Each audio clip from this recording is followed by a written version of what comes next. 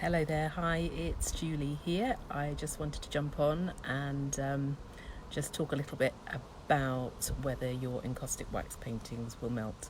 I am based in the UK and we've got a bit of a heat wave at the moment, which for the UK is quite unusual.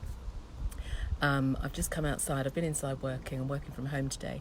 I just came outside and opened the door, and it was like stepping off a plane when you land in Spain. It's like the heat just hit me.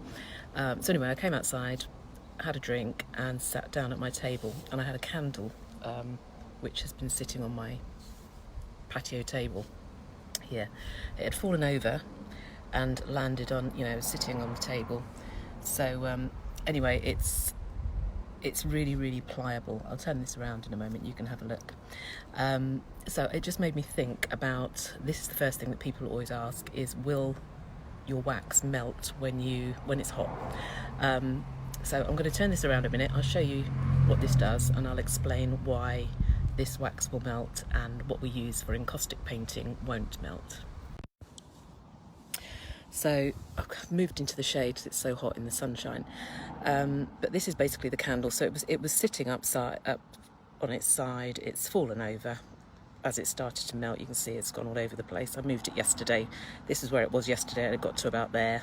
I moved it around and laid it down, and it's completely flat. So you can see it's still solid, but all I've got to do is squeeze it, and the whole thing is just melting, and it's really pliable. It's almost like plasticine. So the reason, and this is what people think is going to happen with encaustic artwork, they're concerned that it's going to literally kind of melt and run down their walls.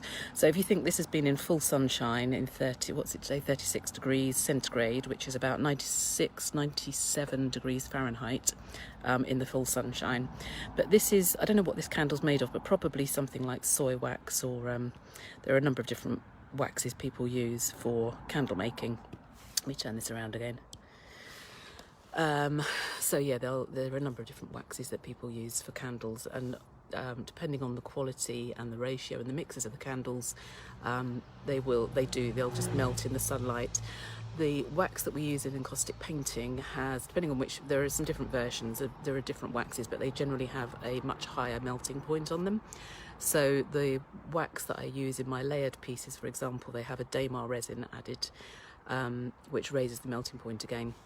So just beeswax on its own, I've written these down because I never remember the figures in my head, and to make sure that I've got it right. So beeswax on its own has a melting point of 62 to 64 degrees Celsius, which is 144 to 147 degrees Fahrenheit.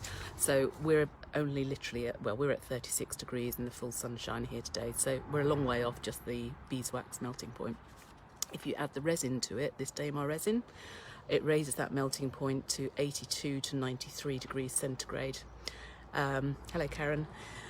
Which is 180 to 200 degrees Fahrenheit. So this is the first question that I'm always asked are your wax paintings going to melt? Are they going to run down my wall?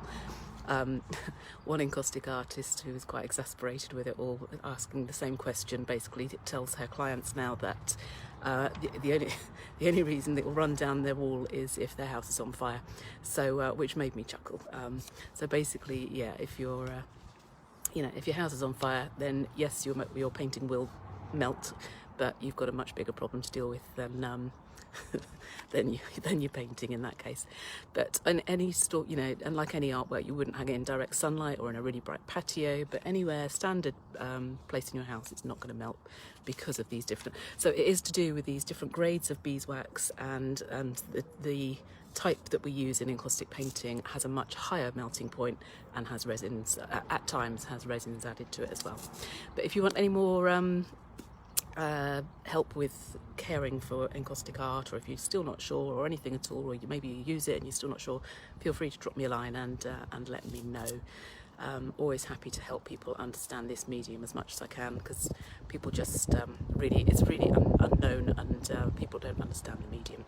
But hello Karen, thanks for jumping on, good to see you.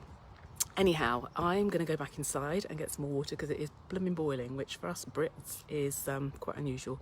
And I love it, actually. It suits me very well, but I've got a lot of work I need to do. If I get time, I might see if I can nip up to the studio, and I'll see if I can do some some testing whilst we've got this lovely hot weather, just to see if I can do a similar kind of test with this. But I'm gonna have to see how time goes, because I haven't really planned my day, and but I'm gonna see how I go.